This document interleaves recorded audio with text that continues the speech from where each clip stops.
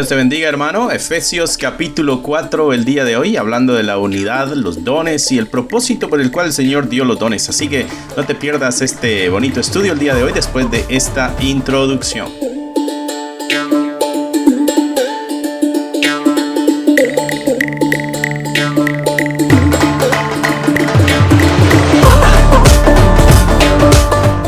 Con el capítulo 4 de Efesios. Entonces, hablando de la unidad del Espíritu, yo estoy usando la Biblia Reina Valera 1960, así que espero que tengas tu Biblia a la mano, tu cuadernito de notas, marcador, todo lo que necesites para poderle sacar provecho a este estudio que estaremos teniendo el día de hoy. Capítulo 4 de Efesios. Así que si no te has inscrito, inscríbete, dale un like al video.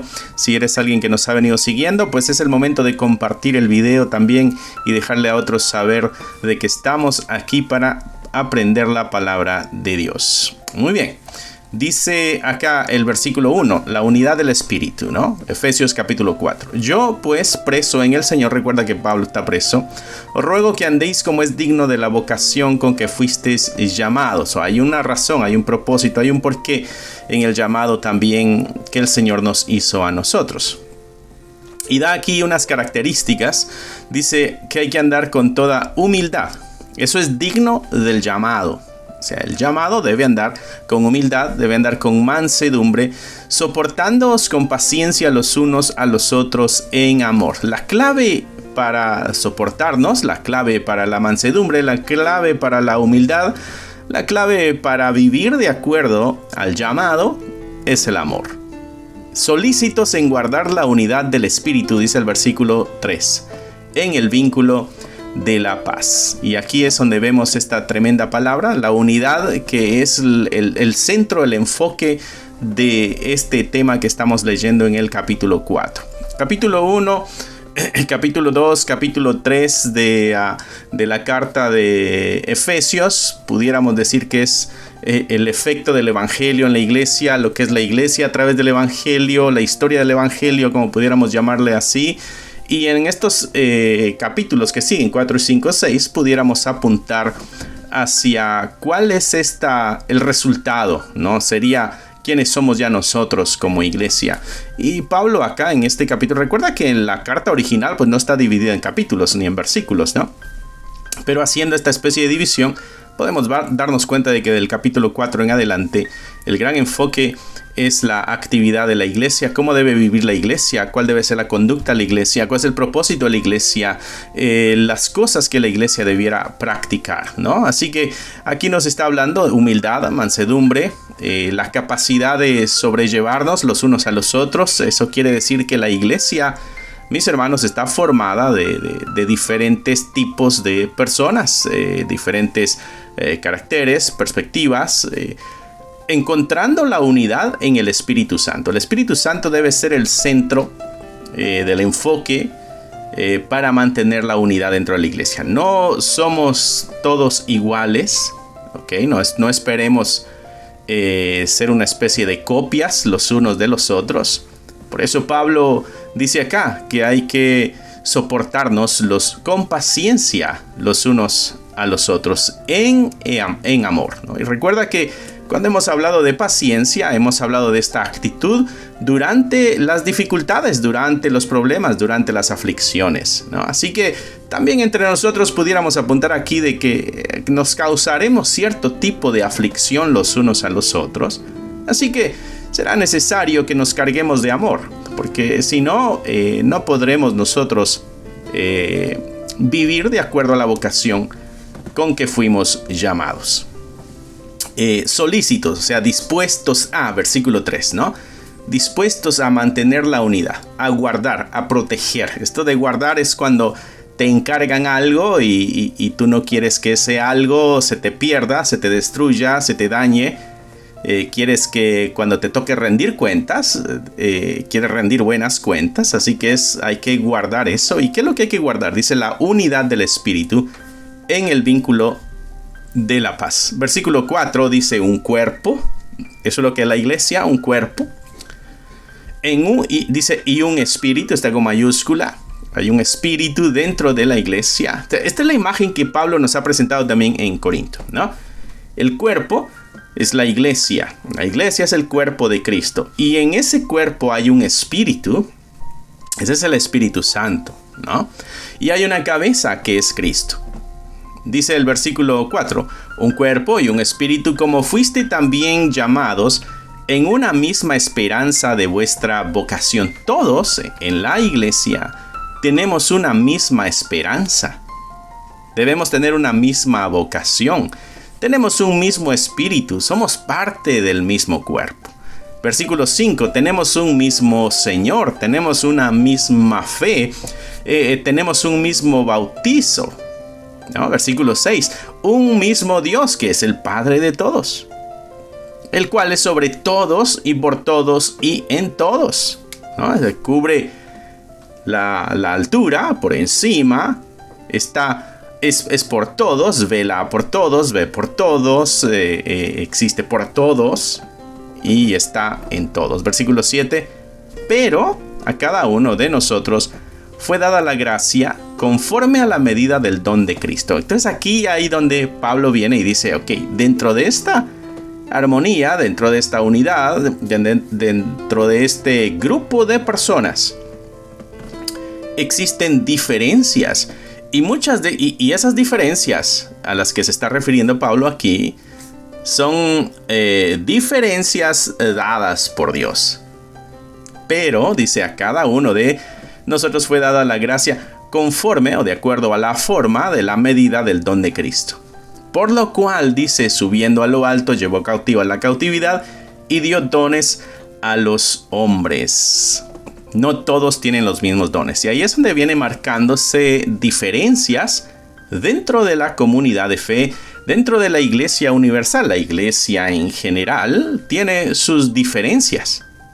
Pero estas diferencias fueron dadas por Dios, porque está enfocada en los dones, ¿no? Versículo 9 dice, y eso de que subió, o sea, de que Cristo, cuando dice ahí subió a lo alto, llevó cautiva la cautividad y dio dones a los hombres. Y eso de que subió, versículo 9, ¿qué es? Sino que también había descendido primero a las partes más bajas de la tierra. ¿Cuáles son las partes más bajas de la tierra? Bueno, el Dios que se hizo carne habitó acá entre nosotros. Esto es lo más bajo, la tierra. El que descendió, hablando de Jesucristo, es el mismo que también subió, hablando de la ascensión de nuestro Señor Jesucristo, subió por encima de todos los cielos para llenarlo todo. Ok, entonces vamos a leer otra vez desde el versículo 7. Pero a cada uno de nosotros fue dada la gracia conforme a la medida del don de Cristo. Por lo cual dice, subiendo a lo alto, llevó cautiva la cautividad. Recuerda que éramos cautivos nosotros y nos dio libertad. Y se llevó esa cautividad y nos dio dones. Y de ahí viene una explicación, versículo 9 y versículo 10. Eso de que subió, ¿qué es? Sino que también había descendido primero a las partes más bajas de la tierra. ¿Cómo así que subió? Bueno, es que él había bajado primero. Por eso tuvo que subir. Y descendió, dice, y el que descendió, bueno, es el mismo que también subió. Por encima de todos los cielos para llenarlo todo. Cristo lo llena todo. Esta es la iglesia llena de Cristo. Versículo 11. Y él mismo constituyó a unos apóstoles y a otros profetas, a otros evangelistas y a otros pastores y maestros, ¿no? Algunos ven este último, cuando dice pastores y maestros, lo ven como una sola persona o un solo grupo de personas, por decirlo así, que el que es pastor es maestro a la vez. Algunos lo ven dividido, como que algunos son pastores y otros son maestros. Sea como sea, las habilidades de los dones Dios las ha traído, ¿no? Versículo 11. En estos dones que dio a los hombres, ¿no? Dice que unos fueron apóstoles. Apóstoles es enviados, ¿no? Algunos fueron enviados. Recuerdas que habían 12 apóstoles, ¿no? Después Judas muere. Los discípulos, también con la ayuda del Señor, eligen a uno nuevo, que es Matías. Y Jesucristo elige a otro, que es Pablo, ¿no? Cuando se le aparece en el camino a Damasco. Entonces, esos son los apóstoles. A eso se está refiriendo, ¿no? Profetas, bueno, todos aquellos que hablan la palabra de Dios, profetas, ¿no? Algo que hemos enseñado en este canal es de que no compartimos la idea de los profetas nuevos, ¿no? Estas personas que hablan acerca de cosas que sucederán en el futuro, que de pronto le hablan directamente a una persona y le dicen el bienestar que le va a llegar o los posibles males, qué sé yo, ¿no? No compartimos esa idea. Creemos que estos profetas son aquellos que recibieron revelación para hablar el mensaje de Dios. En el Antiguo Testamento los podemos ver claramente, ¿no? El término también lo encontramos en el Nuevo Testamento. Y es porque todavía no está toda la Biblia completa. Todavía algunas personas están escuchando el mensaje y lo están escribiendo a la misma vez, ¿no? Ok, así que versículo 11, constituyó apóstoles, constituye profetas, evangelistas, eso algo con lo que estamos más familiarizados nosotros, ¿no? Aquellas personas que tienen esta capacidad única de comunicar el mensaje de Dios, hablar al corazón de las personas, del incrédulo, ¿no? Así como lo vimos con Pablo, alrededor del mundo conocido, pues aquel entonces, llevando el mensaje del Señor y abriéndose así muchas iglesias, ¿no? Pudiéramos decir, bueno, ahí hay un tremendo ejemplo de evangelista. A otros pastores, la idea del pastor es como el que cuida a las ovejas, ¿no? David escribe un salmo referente a eso, ¿no? Hablando del cuidado, nutrir a la oveja, darle el alimento y todo eso, ¿no? Y maestros, bueno, aquellos que enseñan. Entonces, podemos ver ahí estas áreas necesarias en la iglesia para que arrancara, para que iniciara. ¿Ok? Llegó el momento en que los apóstoles y profetas desaparecieron. Y se han quedado los evangelistas, se han quedado los pastores y maestros, ¿no? Así que eso es lo que nosotros creemos, eso es lo que nosotros enseñamos. Muy bien, entonces en el versículo 12 a nosotros nos da el por qué Dios dio estos dones, ¿no? A fin de perfeccionar a los santos, ¿no? En el versículo 11 podemos encontrar lo que muchos llaman como ministerios, ¿no? Formas de servicio, formas de servir. Un ejemplo, ¿no? Imagínate a alguien que tiene la capacidad de cantar o tocar algún instrumento, ¿no? ¿Cómo puede usar él eso? ¿Para evangelizar o para enseñar? ¿No? Entonces, ahí están los dones que se usan para crear algún servicio o ministerio. Servicio y ministerio son sinónimos, ¿no? Con el propósito, versículo 12, de perfeccionar a los santos para la obra del ministerio. Entonces ahí hay un ejemplo, ¿no? Entonces pudiéramos decir que todo lo que las iglesias hacen cae dentro o debe caer dentro de estos ministerios, ¿no? Debe caer entre la enseñanza, el cuidado, el pastoreo o el evangelismo.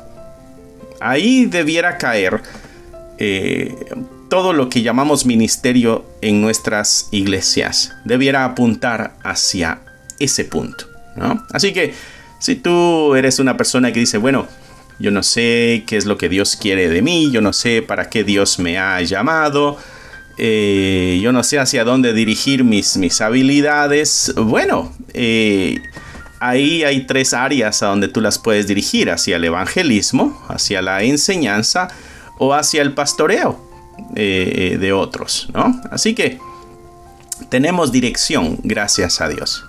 Versículo 12 da el propósito: a fin de perfeccionar a los santos para la obra del ministerio. O sea, esto tiene el propósito de perfeccionar a toda la iglesia. ¿Para qué? Para que la iglesia haga también la obra ministerial, o sea, el servicio para la edificación del cuerpo de Cristo. Así que es necesario poner en marcha todos nuestros dones y nuestras habilidades con un solo propósito: edificar el cuerpo de Cristo, perfeccionar a los miembros de nuestras comunidades de fe, para que estén aptos para el servicio. Versículo 13: hasta que todos lleguemos a la unidad de la fe. Hay que trabajar para crear o producir en este crecimiento y en esta formación la unidad dentro de nuestra iglesia en general. La unidad de la fe y la unidad del conocimiento del Hijo de Dios.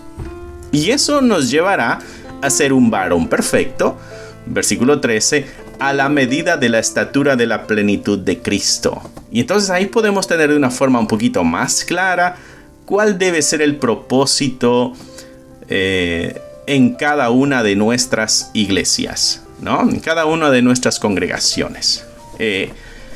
Versículo 11, versículo 12, versículo 13. ¿Ok?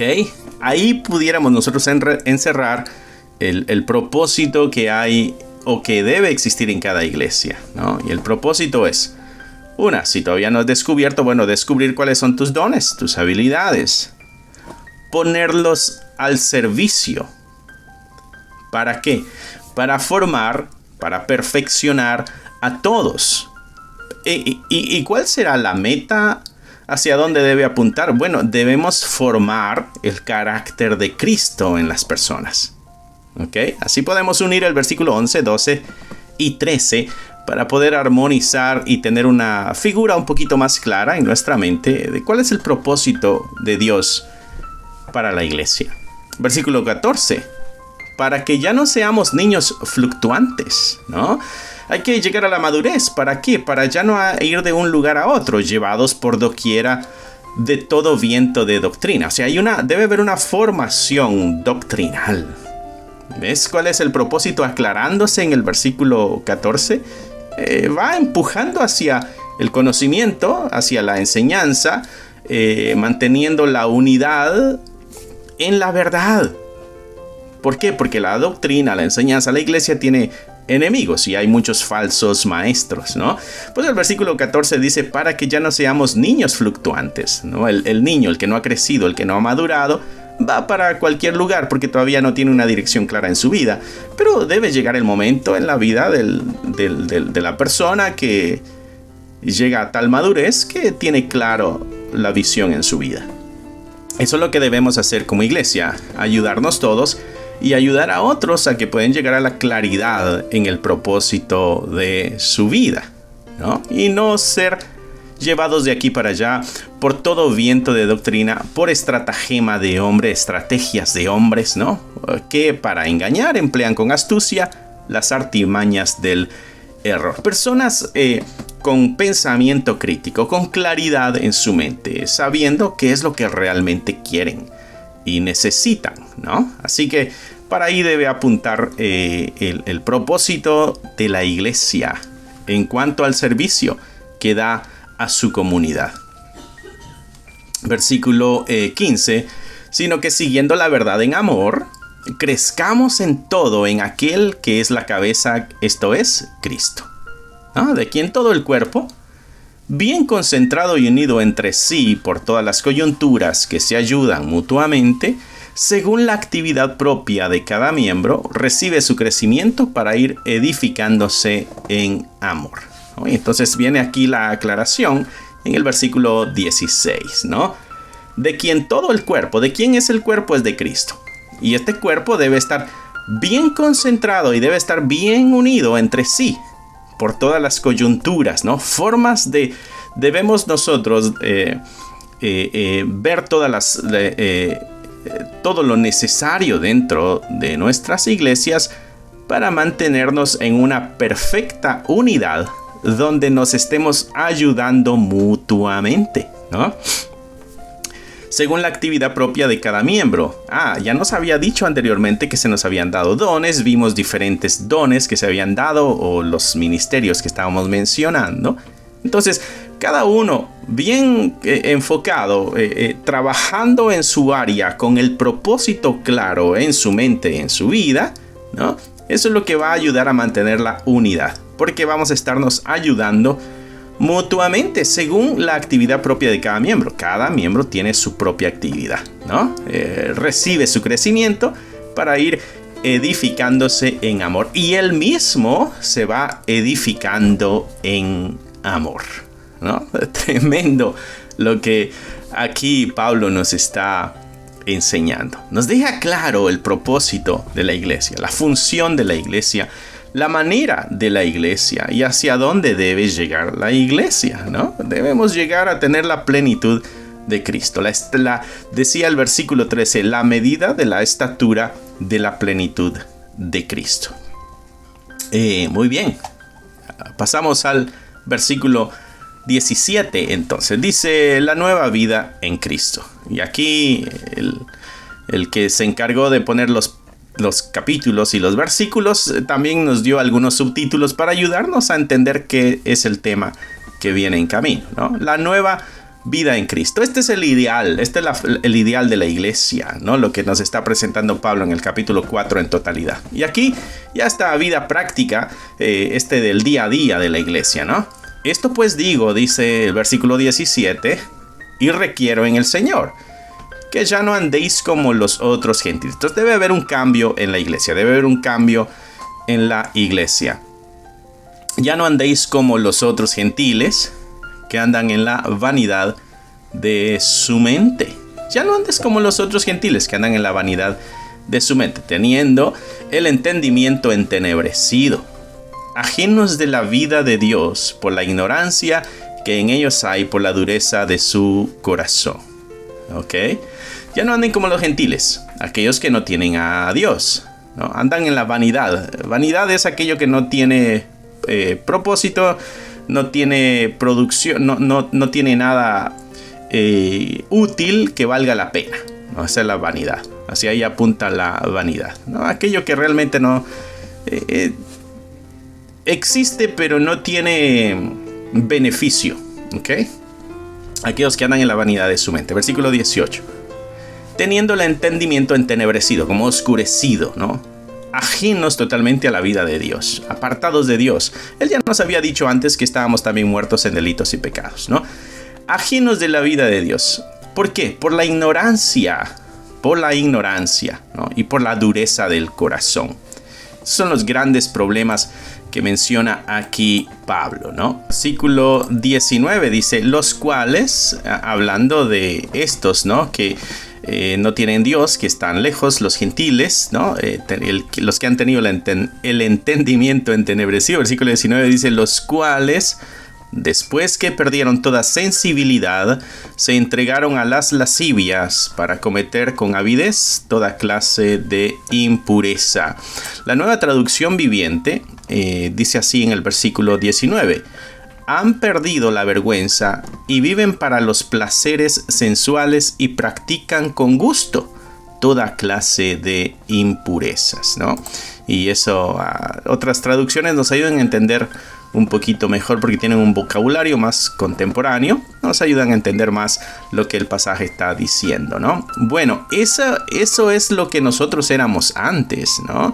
Y acá el consejo es no ser como ellos, ¿no? Versículo 17 hasta el 19. Versículo 20 viene cómo la iglesia debe actuar, cómo la iglesia debe vivir, cómo la iglesia debe responder. Versículo 20, mas vosotros no habéis aprendido así a Cristo. Ustedes esto no lo aprendieron del Señor, ¿no? No fue eso la forma de vida, ¿no? Dice, mas vosotros no habéis aprendido así a Cristo, si en verdad le habéis oído. Si es que verdaderamente escuchaste su mensaje y el mensaje que escuchaste fue el de Él.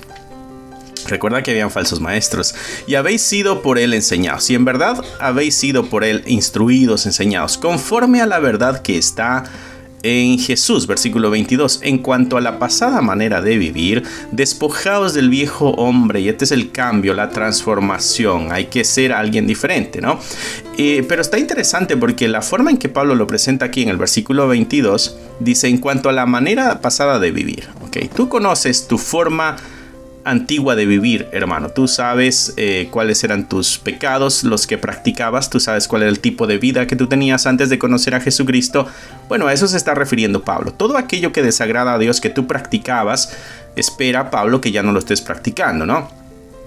Dice el versículo 22, en cuanto a ese tipo de vida que llevabas antes o llevábamos antes, dice, despojaos del viejo hombre. Pero ese despojaos apunta a, es algo que nosotros debemos hacer.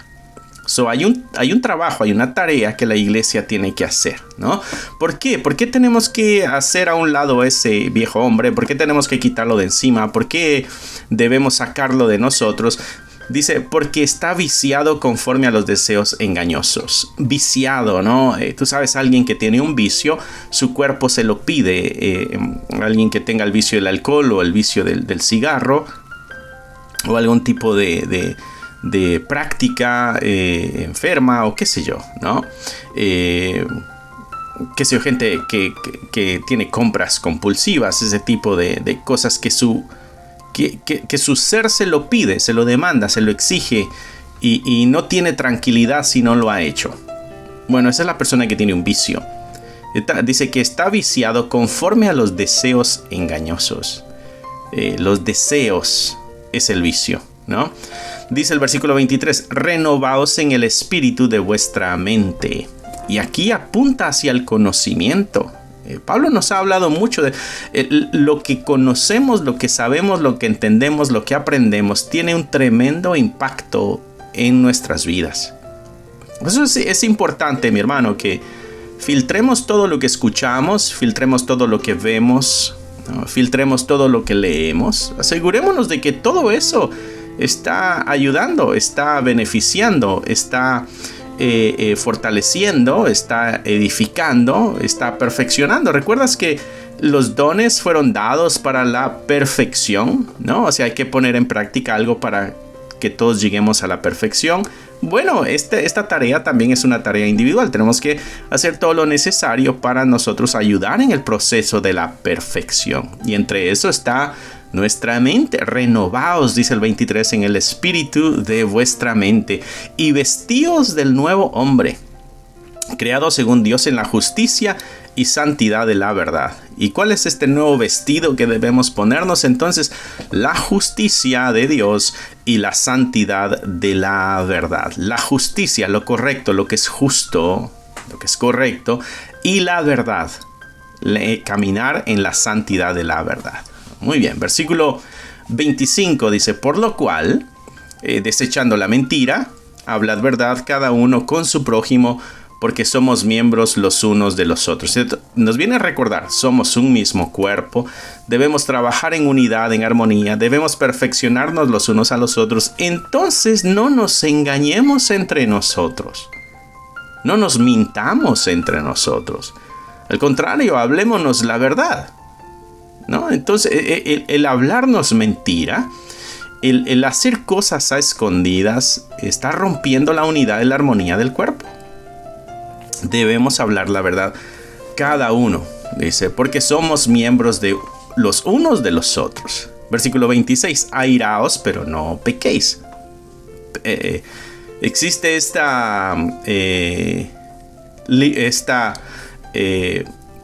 ¿cómo lo quiero decir?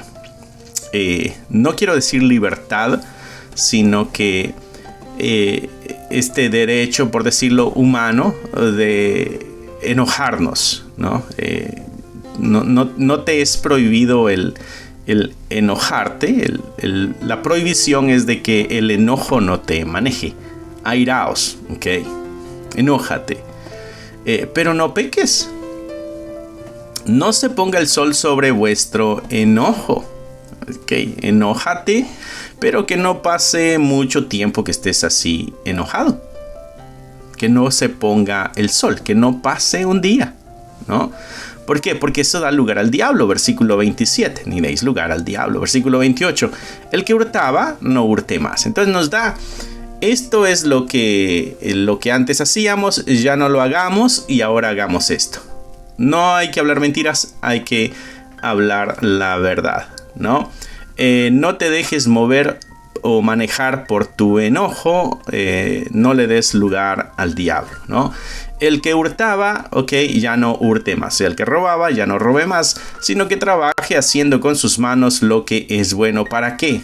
Para que tenga que compartir con el que padece necesidad. O sea, Pablo nos está diciendo que la forma de revestirnos del hombre nuevo, o vestirnos del nuevo hombre, del hombre nuevo, es a través de las prácticas correctas, justas y verdaderas y santas de parte de Dios. Y aquí nos está dando ejemplos, ¿no?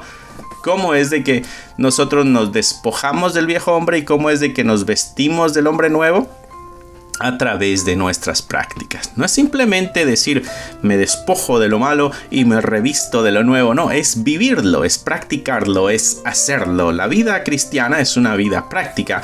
Una fe sin obras, dice Santiago, es una fe muerta. Es lo mismo que Pablo nos está diciendo aquí, pero de una forma más directa, ¿no? Nos está diciendo esto sí lo haces, esto no lo tienes que hacer. Esto sí lo puedes hacer, esto no lo puedes hacer, ¿no? El que hurtaba no hurte más.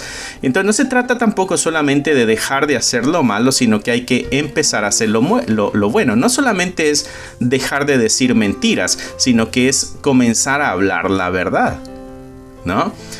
No se trata nada más de dejar de robar, no, hay que esforzarse y con eso que se gana en el esfuerzo, bueno, se comparte con el que tiene necesidad. Entonces, ¿ves? No se trata solamente de dejar algo, sino que es de adoptar algo nuevo también. Versículo 29, ninguna palabra corrompida salga de vuestra boca. Ya no hablemos ese tipo de palabras que destruyen, que rompen, que señalan, que traen prejuicios, qué sé yo, sino la que sea buena para la necesaria edificación, a fin de dar gracia a los oyentes. O sea, que la persona que nos escuche palabras que edifican, no palabras que destruyen. Versículo 30. Y no contristéis al Espíritu Santo de Dios, ¿no? Contristar, mis hermanos. Vamos a ver cómo lo presenta la Nueva Traducción Viviente. Versículo 30 dice, no entristezcan al Espíritu Santo de Dios con la forma en que viven. Recuerden que Él los identificó como suyos y así les ha garantizado que serán salvos el día de la redención. Y acá dice, no contristéis al Espíritu Santo de Dios con el cual fuiste sellados para el día de la redención, ¿no? Solo que a mi juicio se queda un poquito corta la interpretación de la Nueva Traducción Viviente cuando dice no entristezcan al Espíritu, porque esa palabra me da a mí la impresión de que este ser divino, todopoderoso, que es el Espíritu Santo, porque el Espíritu Santo es Dios, como que se pone triste, ¿no? Como que los sentimientos le pudieran cargar. Esta palabra contristar va más allá. Es una especie de, si pudiéramos decir así, limitar, ¿no? ¿En qué sentido pudiéramos nosotros limitar la obra del Espíritu Santo en nuestras vidas si nosotros practicamos los pecados, si nosotros practicamos el pecado, si tenemos una vida llena de pecado? Bueno, la obra del Espíritu Santo en nuestras vidas se limita y lo que pudiera hacer el Espíritu Santo a través de nosotros se limita también, ¿no? Es como ese vaso, este ejemplo lo he puesto varias veces, como este vaso sucio, ¿no? Imagínate que llega alguien a tu casa, viene caminando de una distancia muy lejana, te pide un vasito de agua. Y entonces hay un vaso sucio y hay un vaso limpio, ¿no? ¿Cuál es el vaso que es útil para poderle suplir agua a esta persona que está en necesidad? Bueno, el vaso limpio, no le vas a dar en el vaso sucio. Bueno, en este mismo sentido pudiéramos aplicar ese ejemplo a nuestras vidas, ¿no? ¿Qué es contristar al Espíritu Santo? Bueno, si nuestra vida está llena de pecado, entonces no estamos disponibles para el uso que el Espíritu Santo quisiera hacer de nosotros, ¿no? Dice, no contristéis al Espíritu Santo de Dios con el cual fuiste sellado para el día de la redención. ¿Y de qué manera lo contristamos? Bueno, ya nos ha dado Pablo una lista de los pecados, ¿no? Y continúa en el versículo 31 diciendo, quítense de vosotros toda amargura, enojo, ira, gritería y maledicencia. Entonces mira, aquí hay un ejemplo rápido y fácil, ¿no? Versículo 31. Una persona que está amargada, que se mantiene enojada, que es iracunda, es enojona, ¿no? Que grita, insulta, maldice, ¿no? Y tiene todo ese tipo de malicia. Bueno, esta persona no puede ser usada en su máximo a través del Espíritu. El Espíritu Santo no puede usar a esta persona para bendecir, para edificar, para perfeccionar a alguien más. Entonces de esa manera se contrista. Por eso el versículo 31 dice, quiten de vosotros. Y eso Pablo lo está diciendo, hazlo. ¿Ok? Quiere decir que nosotros tenemos la habilidad, la capacidad de sacar esas conductas negativas de nuestra vida. Quítense de vosotros toda amargura, todo enojo, toda ira, toda gritería. ¿Hay amargura en tu vida, mi hermano, mi hermana? ¿Hay enojo en tu corazón? ¿Hay ira? ¿Es la persona que explosiva, que grita, que maldice? Pablo dice, quita todo eso, porque eso detiene la obra del Espíritu Santo que pudiera hacerse a través de tu vida. Versículo 32. Antes, sed benignos unos con otros, sean buenos, sean misericordiosos, perdonándoos unos a otros, ¿no? Ahí se va el enojo, ahí se va la ira, ahí se va la gritería, perdonándoos unos a otros. ¿De qué forma lo podemos hacer? Como Dios también os perdonó a vosotros en Cristo. Tenemos el estándar, tenemos la forma, tenemos la medida. ¿Cómo es que debemos nosotros perdonar? Así como Cristo a nosotros nos ha perdonado. ¿Te ha perdonado Cristo, mi hermano, a ti? Claro que sí. Bueno, de la misma forma debes perdonar. Analiza, examina, detente a reflexionar de qué manera Cristo te perdonó. ¿Cómo muestra Él el perdón hacia ti? Eso te puede ayudar para ver cuál es el camino que debes tú tomar para dar el perdón también.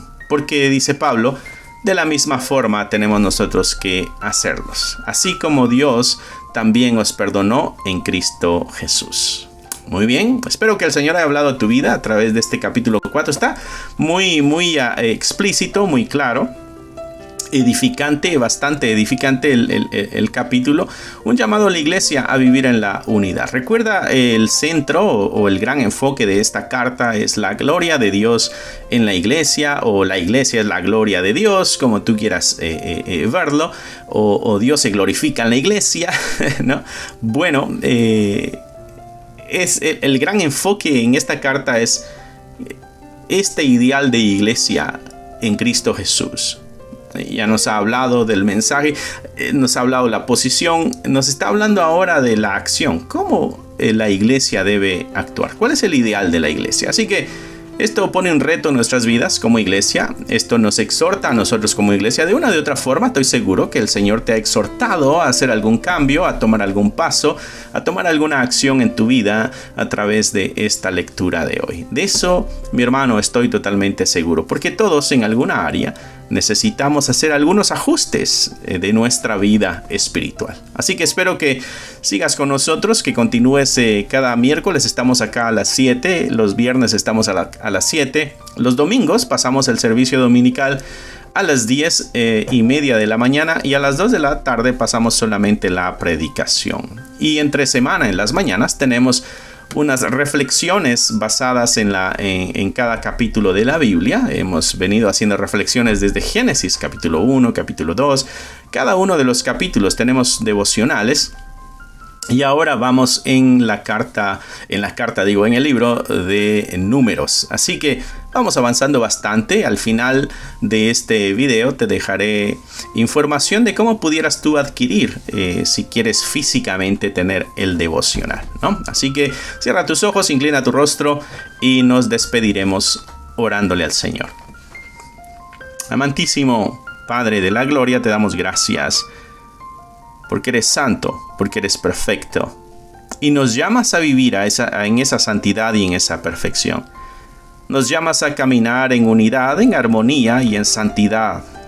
Nos llamas a alcanzar la meta, la estatura del varón perfecto. Ayúdanos a que podamos trabajar en equipo para que eso se logre. Sabemos de que cada uno de los hermanos que tenemos a nuestro alrededor en nuestras comunidades de fe, cada uno le ha sido dado una habilidad, un don por ti, para que nos podamos ayudar todos a llegar a la perfección. Ayúdanos, Señor, te lo pedimos en el nombre que es sobre todo nombre, en el nombre de Cristo Jesús. Amén, amén y amén. Así que, mi hermano, que Dios te bendiga, que Dios te guarde. Si no te has inscrito, inscríbete al canal, dale un like, ponlo en tus redes sociales, déjale saber a los demás de que hay un lugar aquí donde pueden estudiar la palabra de Dios. Así que Te amo en el amor de Cristo y nos estaremos viendo pronto. Bye. Si te gustaría obtener alguno de estos devocionales, libros de estudio o libros para colorear, encontrarás un enlace en la descripción del video que te llevará a la página de Amazon para adquirirlos. Si aún no te has inscrito en el canal, te animo a que lo hagas para no perderte ninguno de los videos que estamos subiendo. Gracias por esperar hasta aquí. Que nuestro Señor te bendiga y nos vemos pronto.